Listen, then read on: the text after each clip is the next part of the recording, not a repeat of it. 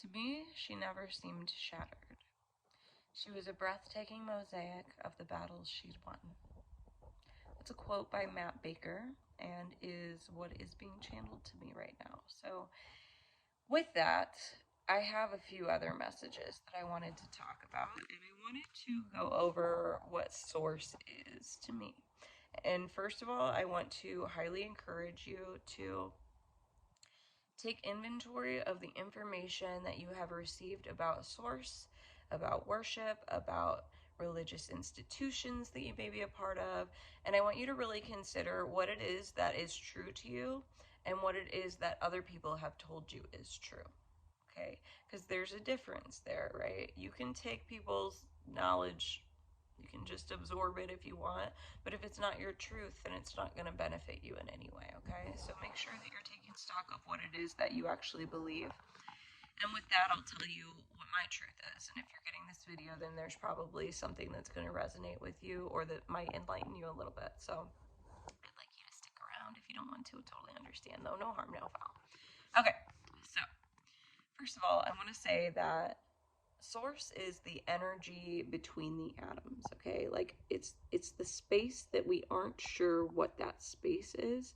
And that space is this creative energy that has created everything. There's the one source that created all things, okay? And that source energy is in all things because it created all things. It had to use itself in order to do that. And you've heard in many religions that it was that people were made in the image of source. Okay, so if we look at that truth, okay, then that would indicate that we are all creators. Okay, and this is true. We could look at that every day, and you can't deny that we're all creators. First of all, you've seen the power of manifesting. People do it all the time. You choose every aspect of your life, whether you like it or not. You're choosing to be in the situation that you're in right now. Whether you say it's out of your control, you're wrong. It is within your control because you are the creator of your own life.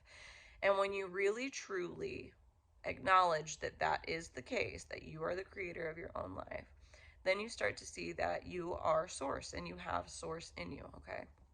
And source is source lends itself to a piece of you that we consider the soul, okay? And the soul piece of it resides inside of our bodies, right? It's connected to our heart and it goes in through the crown, okay? And it's, if you were to zoom out of our reality, you would see that this source that comes out of us is connected to everything, okay? We're all just this one amorphous blob of energy that's flowing together, but we have our unique identities in this 3D world, okay?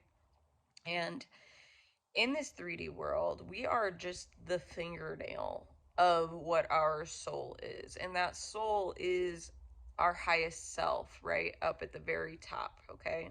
And so when we learn to acknowledge that highest self, that's when we connect with source energy. And that's when you see really cool things happen, like people manifesting their desires, people tapping into psychic abilities or having weird, strange, like powers, you know? And they seem like they're not real, but they totally are because those people, that's part of their truth. And when you get to your truth, that's when amazing things start happening, okay?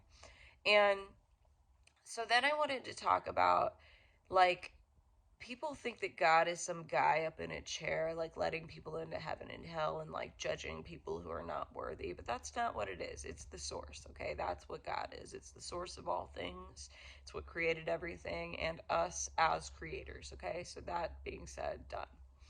Now I want to talk about worship. So if I say that I am source and I say that it's important to worship, then it sounds a little conceited. Because I'm like, we should worship me, right? No, that's not what I mean. You should worship yourself, is what I mean. I worship myself. is what I mean, okay? And by worship, that just means take care of yourself. You know what I mean? Drink enough water, eat healthy, exercise sometimes, you know, go for walks, do the things that bring you joy in this lifetime and take care of you. And that is worship, okay? You don't have to go to church. You don't have to pray every day. You don't have to do anything if you don't want to. But if you do want to, take care of yourself. That's what worship is, okay? And worship leads to devotion, okay? And I'm getting chills. And devotion, 511 on the timer too, as I looked up. Devotion is when you are worshiping and you've turned inward and you've really found out that you love yourself, okay?